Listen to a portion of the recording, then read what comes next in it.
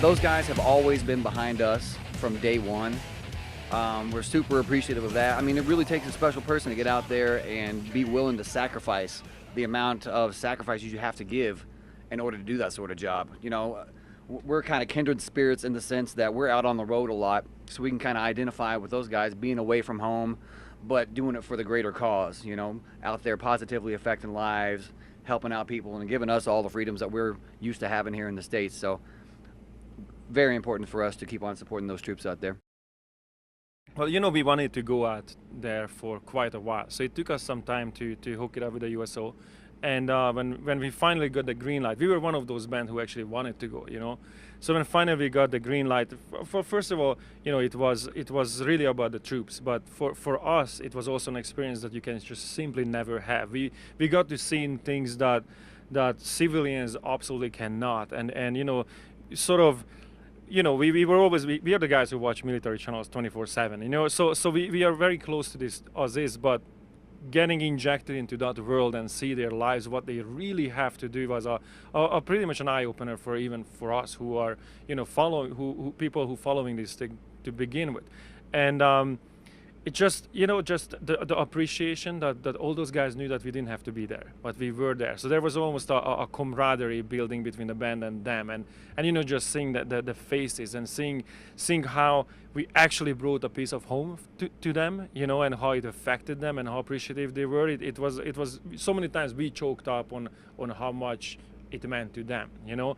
And then when it came to the shows, I mean, it was probably the best shows we ever had. Tell you the truth, looking at, you know, like some 3,000 soldiers, rifles and their bags in a mosh pit. I mean, you don't see that every day. So that was an amazing experience, and you know, I'm really happy that we got to do this. I mean, we've played for some incredible mosh pits, but never until we got to Kuwait and Iraq did we have mosh pits with machine guns and hand grenades in the pit. So people back here in the States clearly got your work cut out for you. Those guys know how to do it over there. The most insane thing ever, but you can tell that they don't really get a lot of entertainment there. So when we had a chance to go, just the energy they gave us when we were on stage was incredible, man. And then we were feeding off that and giving it back to them, and it just turned into this big chaotic energy ball. It was awesome. Huge release for everyone. Well, you know, it was in the middle of the days of the election and whatnot. So you know, we heard the incoming all the time. So that was pretty common.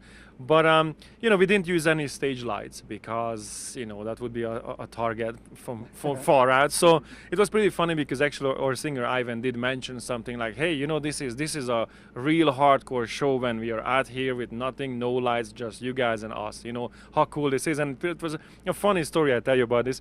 A couple of guys pulled up, I think it was a fire truck, and they turned on the lights on it. So we had some light next to the stage. Yeah. And on a very last song, it was in I think it is in Baghdad, right? The very last song, a helicopter came over the stage and started to shoot fires. So I'm like, flares basically. So we were thinking, like, you know, even Kiss can beat this. It's pretty much as far as fire, you know, fire show goes, and then pyro, I think we beat everyone with that one. Yeah, the new album comes out July 30th. It's called The Wrong Side of Heaven and the Righteous Side of Hell, Volume 1.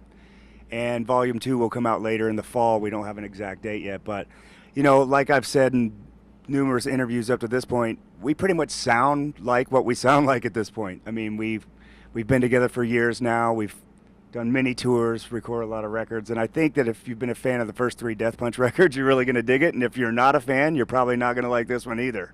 But, you know, I think it's a well-rounded body of work. We've been working hard on it for 8 months. Extremely excited about it. I think it's probably some of our most focused material, and maybe consistent from song to song across the board. And I can't wait for people to hear it.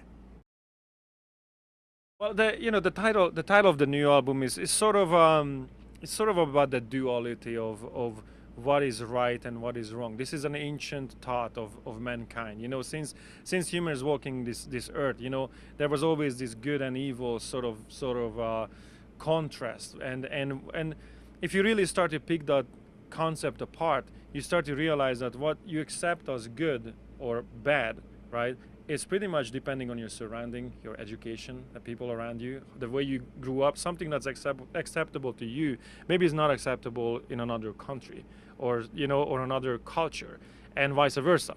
So every time when you say right or wrong, it is really just a perspective of an individual. So, and a lot of people, in this world, especially today, we have the internet. Everybody has an opinion, and there are a lot of opinions out there about whatever you touch, from politics to religion to the everyday life, just about social relations, and everybody has a really serious opinion about that, and they need to realize it's just an opinion, and even for that, it's just an opinion that was sort of cultivated in your environment, doesn't necessarily stand up in another part of the world.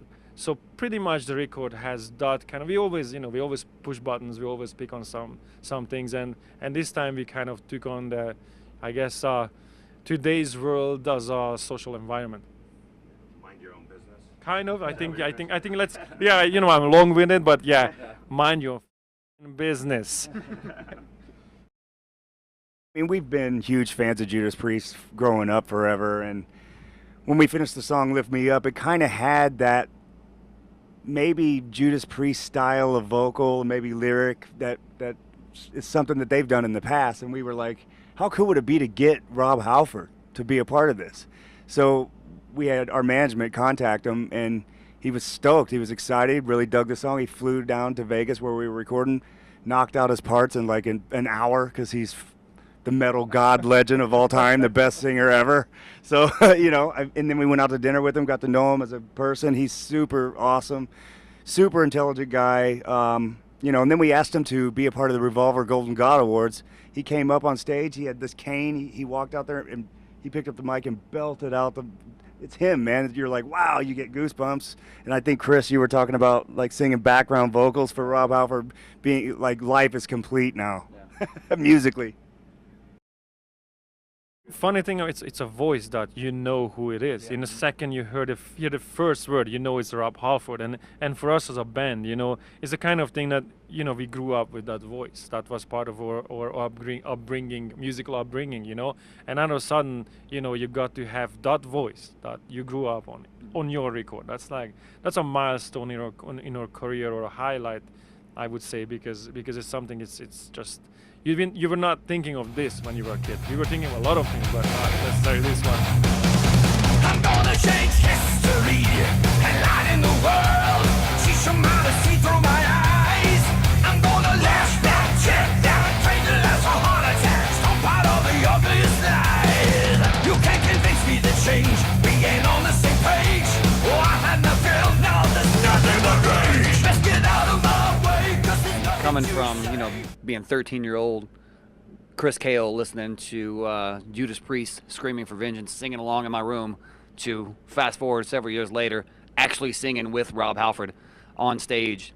And literally, I got off stage, walked over to management, and I was like, I just sang backup vocals for Rob Halford of Judas Priest. My 2-week notice is in. I've done everything now. I'm out.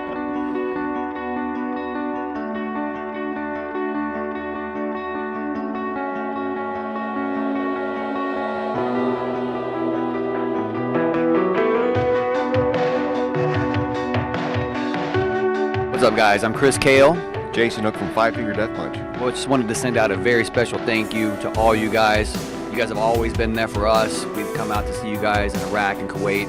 Again, we appreciate every single thing you guys do. It takes a certain type of person to get out there, and we appreciate it, guys. Thank you very much. Get home safe. I spoke to God today, and she said that she's ashamed. What have I become? What have I done? And by heavy metal, I mean, you get your ball to the wall, man. I hope you recorded that. Not to blame, and I understood, 'cause I